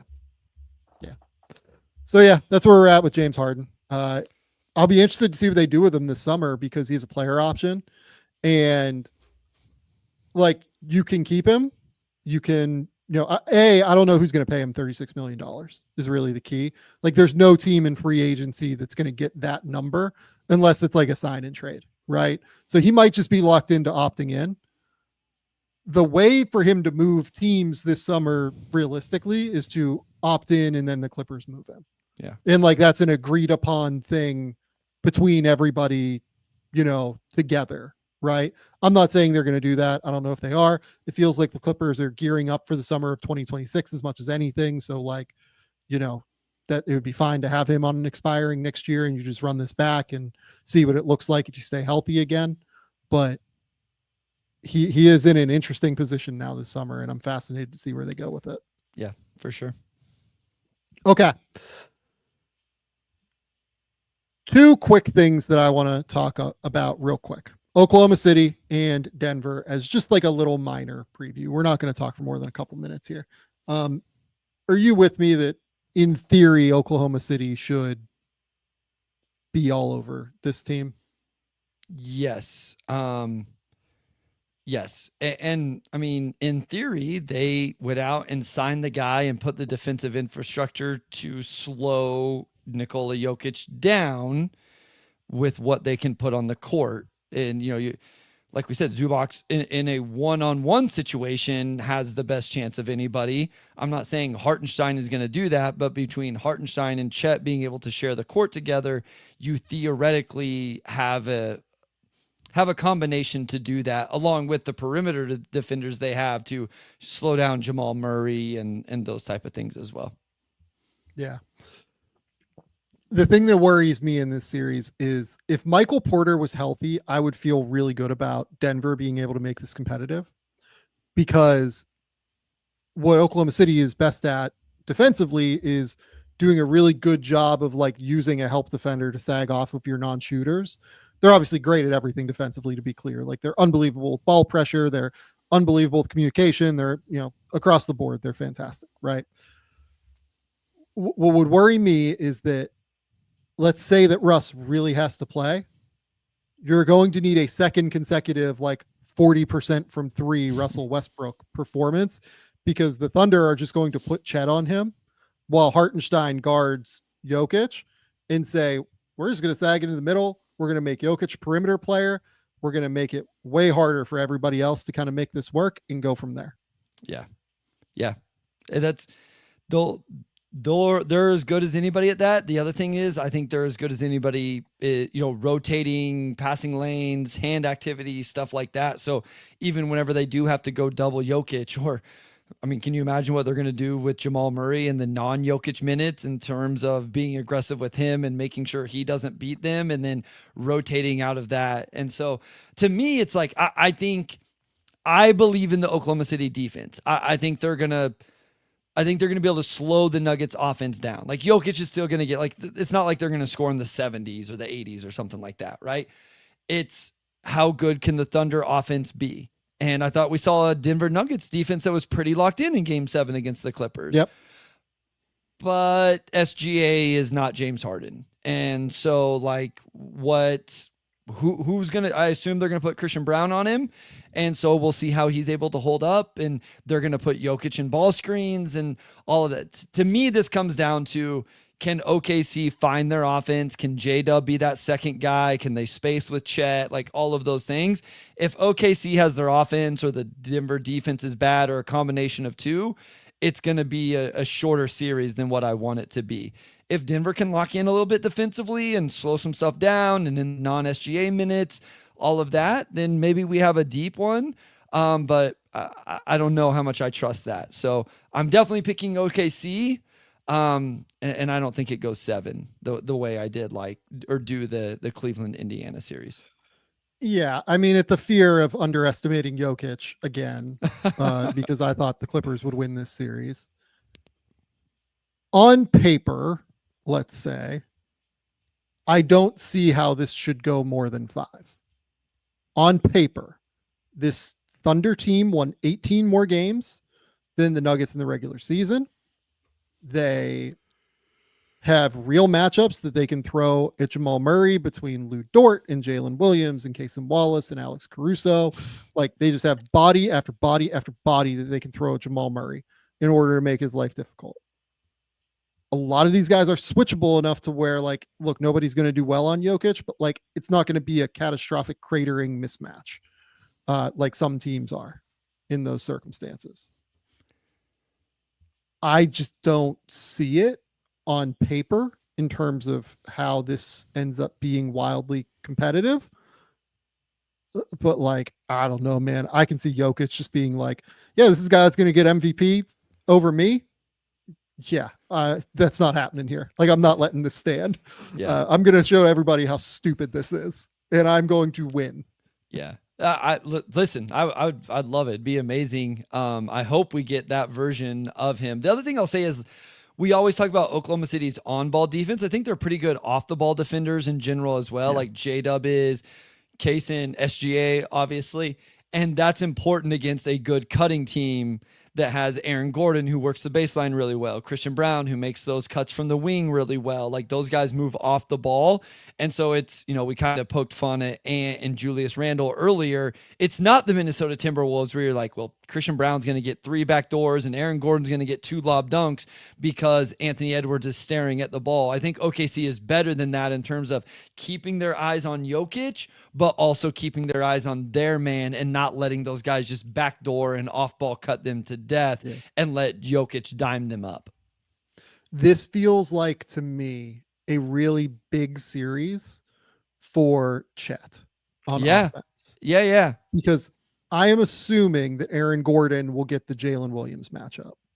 I don't think it's impossible that they just decide to guard Gordon, to guard Chet with Gordon. And I'm sure that he'll get that matchup from time to time. But I'm assuming that they will want Gordon on J-Dub for a good portion of the proceedings. And we will see what that looks like throughout. I will be very interested. Because if that's the case, then it's Chet on either Porter or Russ. And, like, Russ can get underneath him and bother him. Porter is big enough to, in theory, like, cause issues there, but isn't totally healthy. It feels like Chet, to me, is the one that they need. Yeah, that's interesting. I hadn't thought about those matchups, but that would be, they almost have to do, like, if they're going to put Christian Brown on SGA, they almost have to go Gordon on J-Dub because you're not going Porter, you're not going Murray. Right. Yeah. Okay. Yeah, probably so. And then, Mikey asks, what did we predict for Golden State and Minnesota? We haven't really talked about that yet because it just happened. I don't know is the answer. I'll give my quick. So I was going to go Cleveland in 7. I'll stick to it. I'll go Thunder in 6 out of respect to Jokic. Sorry, GMAC. I'm going to go Celtics in 5. Sorry. I hope it's more because I'm getting to do film breakdown for the Knicks series. And so I want to be able to do more than that. I actually think Minnesota. I'm kind of riding the Timberwolves train right now. I'll go Wolves in 7, I think, though. 6 or 7. My immediate response is Minnesota as well. And I would say let's say 7 for the hell of it. I would also say Cavs in 7. And then I think Thunder honestly, I think it should be 5, but I'm going to say 6, just like out of pure respect for Jokic. And then I agree with you that I would say, what's the other series? Oh, Knicks and Boston. Knicks and Celtics. Like, I'll give them 1. I will say Celtics in 5. I don't feel great about that from the Knicks perspective. If you had to put a substantial amount of money to you, meaningful amount of money, which one? So we just picked the same teams to win. Which one would be your upset? Like, which one would you feel the most comfortable picking an upset for? I know my answer.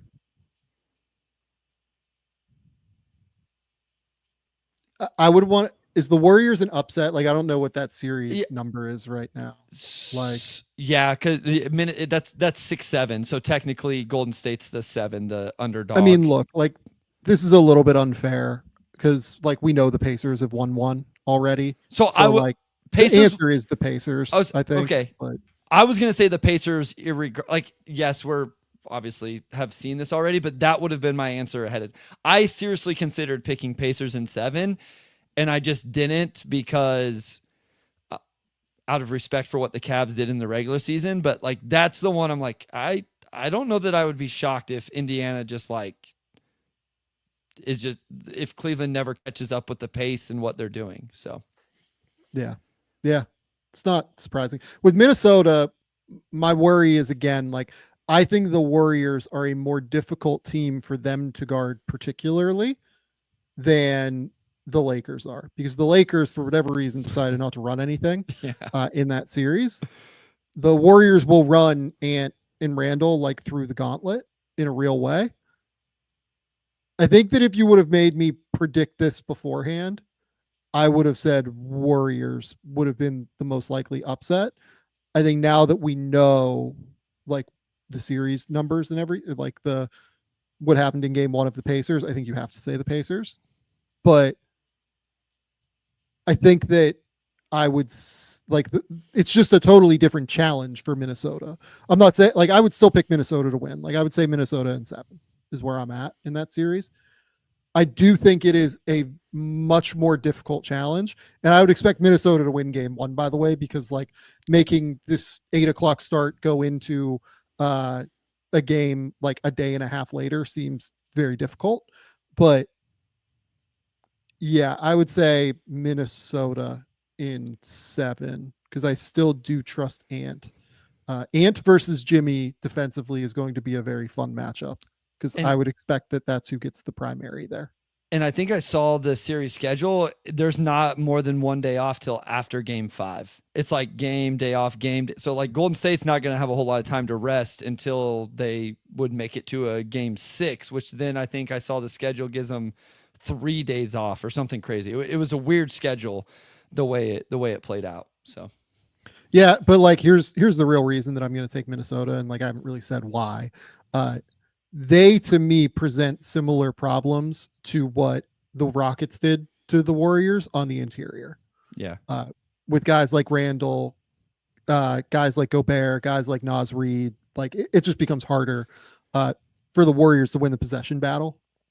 So I'm intrigued by what can happen there. Especially if we see Gobert do what he did in the final game against the Lakers, where he actually scored the basketball and, was a real force offensively. So, yeah.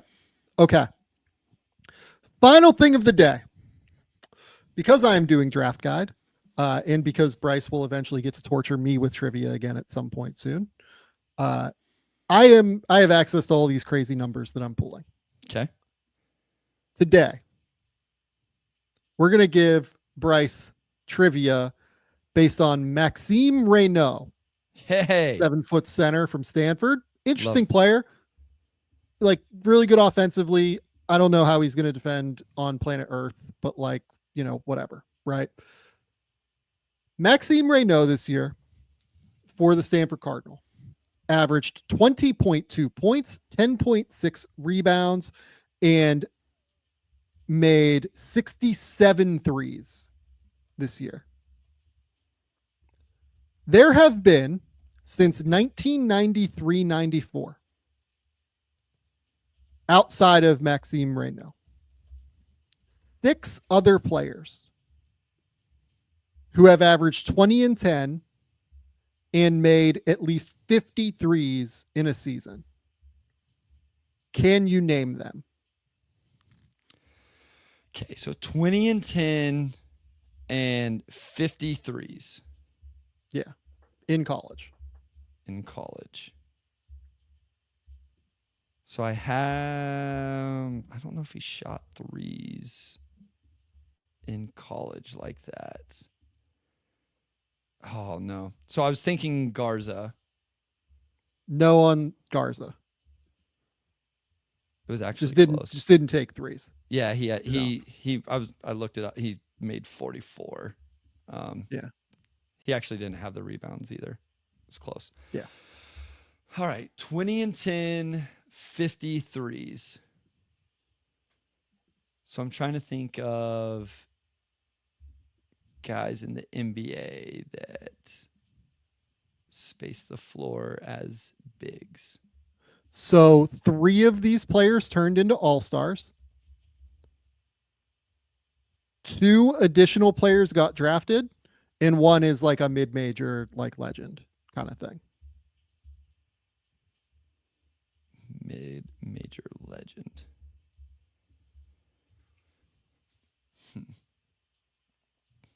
You said there was 5 or 6? There's 6. 3 NBA all-stars, 2 guys that got drafted, 1 like mid-major icon. Okay. 20 and 10, 50 made threes.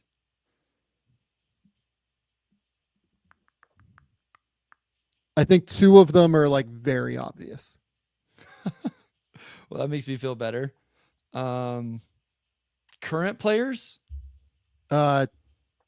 One of them is a current player. One of them just recently retired. And then the 2 guys that got drafted are playing overseas right now.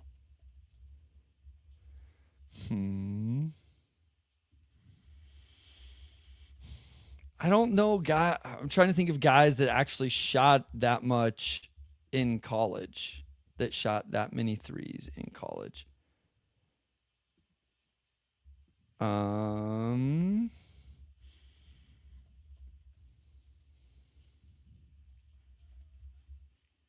I do think that you can get the 2 all-stars for sure. So that's what, like, every guy I think of didn't, like, guys that are spacing the floor a little bit now didn't shoot it like that in college. Like I was thinking like Cat, but Cat didn't even shoot it in college. Think more wings than bigs. Oh, okay. So stretch bigs is leading me astray here a little bit. I would argue really only one of these guys was a big, and it was like the mid-major guy. The rest of them were like 3-4 kind of guys. Okay. So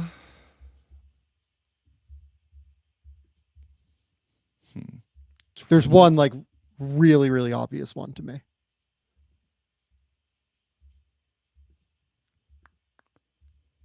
Like one of the best college basketball players and best NBA players like of the last however many years. 20 years. That's still playing or not playing? Still playing. Still playing?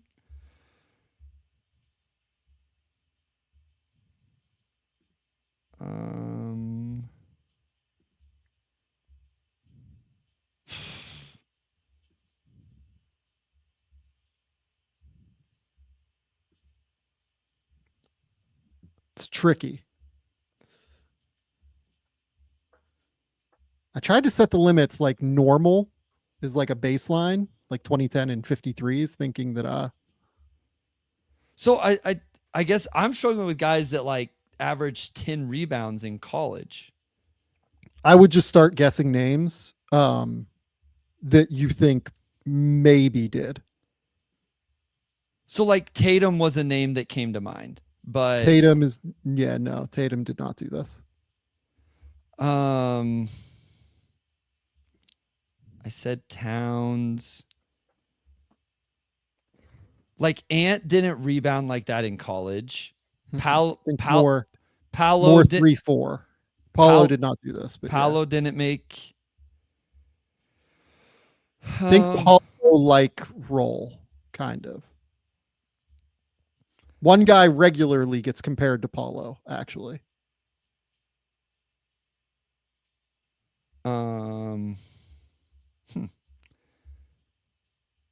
Like, did Mobley didn't score that much? Think further back. Then you're too recent. Okay. Is the chat getting it? Hopefully the chat's getting it. They've gotten a couple, yeah.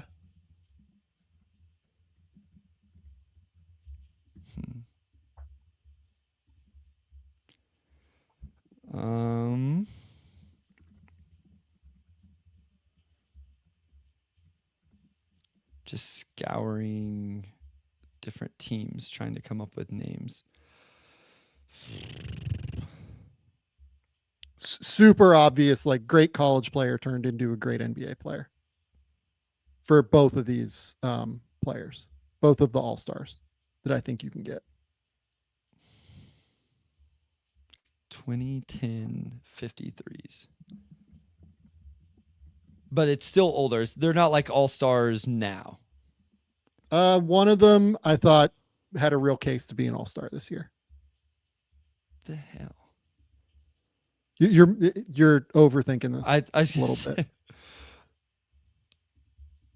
Maybe I'm underestimating what some of these guys were in college. Yeah, like none of these guys shot three. The names that like keep coming to my mind didn't shoot threes in college.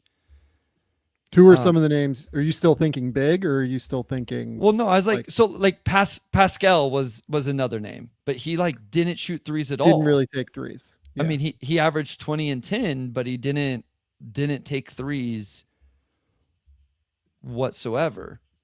Yeah. And then I guess to get to guys that I don't think rebounded enough to. I would say shout out the guys you think didn't rebound enough.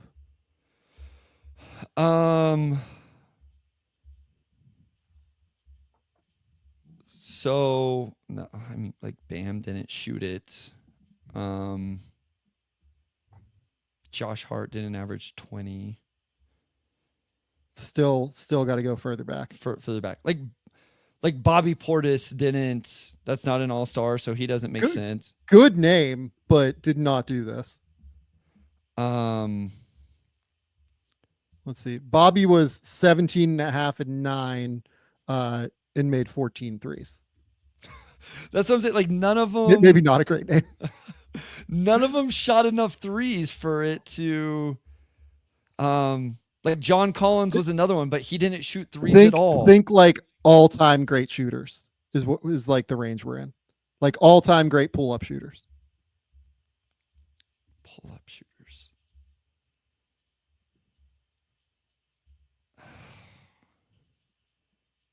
Goodness. So you said 3-4s, right? Yeah.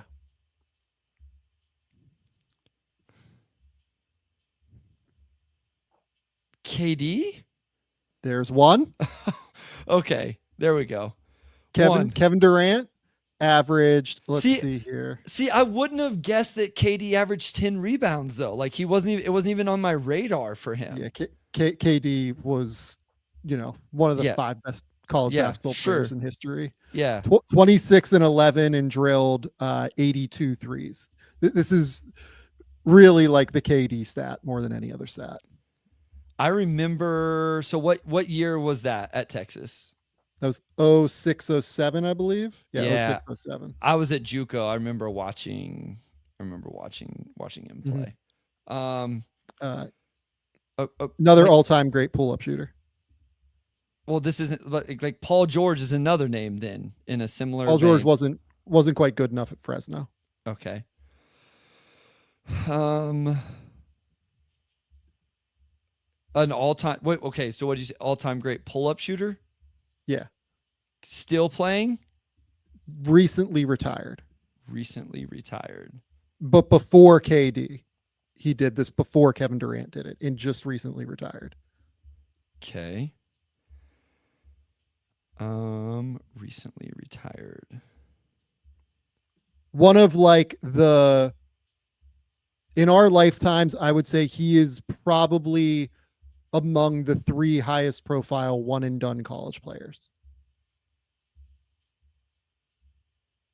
Okay.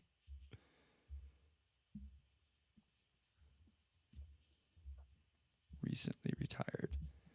I actually have a fun name that's not this name, but I wonder if he did it. He did do it. Let's go. Oh, no, he didn't do it. Damn. I was going to say Michael Beasley. Beasley did not get there on the threes, but Beasley's like one of the 3 best college basketball players I've ever watched. So yeah, that was a great guess. Before Beasley. Before Beasley. Yeah, Beasley was 1 year after KD, if memory serves, as well. But yeah. Okay.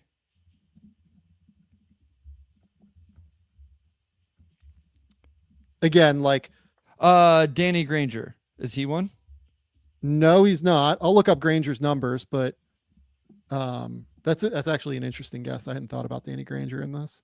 Danny Granger, closest he came was 19 and a half points, 9 rebounds, and 45 threes made. So good guess for sure. Okay.